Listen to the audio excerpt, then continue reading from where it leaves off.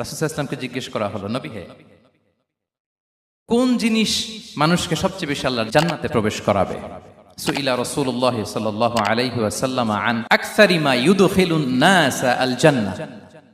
জিজ্ঞেস করা হলো, নবী কোন জিনিস মানুষকে বেশি জান্নাতে ঢুকাবে? বিষ্ণু বললেন, তাকওয়াল্লাহ ওয়া হুসনুল খুলুক। এক হচ্ছে আল্লাহর ভয়, আরেক হচ্ছে সুন্দর আচরণ। সুবহানাল্লাহ। তাহলে এই হাদিস থেকে বুঝলাম, যারা বেশি নামাজ পড়বে তারা বেশি জান্নাতে ঢুকবে নাকি? নামাজ পড়তে পড়তে যারা কপাল কালো করে ফেলছে এরা ঢুকবে না? যারা হজ করতে করতে বড় হাজী সাহেব হয়েছে, জিকির করতে করতে হাতে 3-4টা তাসবিহ রেখেছে, তাদের কথা বলা হয়েছে। এগুলো নিঃসন্দেহে অনেক বড় আমল, কিন্তু সবচাইতে বেশি জান্নাতে প্রবেশ করাবে যে আমল, বিষ্ণু বললেন, এক হচ্ছে আল্লাহর ভয়, আরেক হচ্ছে সর্বোত্তম আচরণ।